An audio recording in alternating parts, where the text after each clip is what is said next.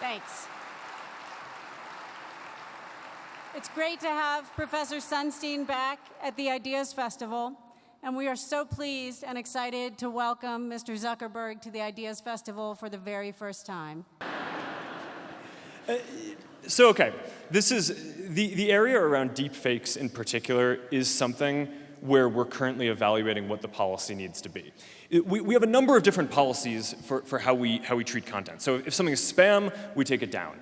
If it's misinformation, what we do is we say, okay, we don't think that it should be against the rules to say something that happens to be false to your friends, right? But we don't want it to spread and go viral, right? I mean, people get things wrong, right? I don't think that people would want us to be censoring that and saying it is against the rules on this service to write something that is factually inaccurate. But what we're going to do is we prevent it. We work with independent fact checkers. If they mark something as false, we prevent it from getting any amount of significant distribution once we get that rating. And we also mark it as false within the service, so that way anyone who sees that content sees that the content is marked as false, and we show related content that is more accurate, so that way people can get pointed towards something that would educate them.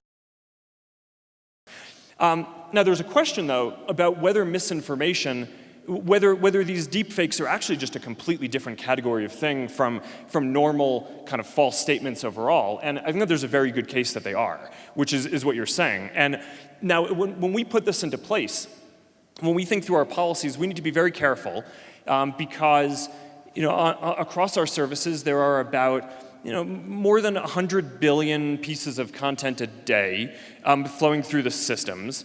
And we want to make sure that we can define things in a way that is precise enough that we can actually go have the 30,000 people I mentioned a second ago apply the rules in a consistent way across all of this content.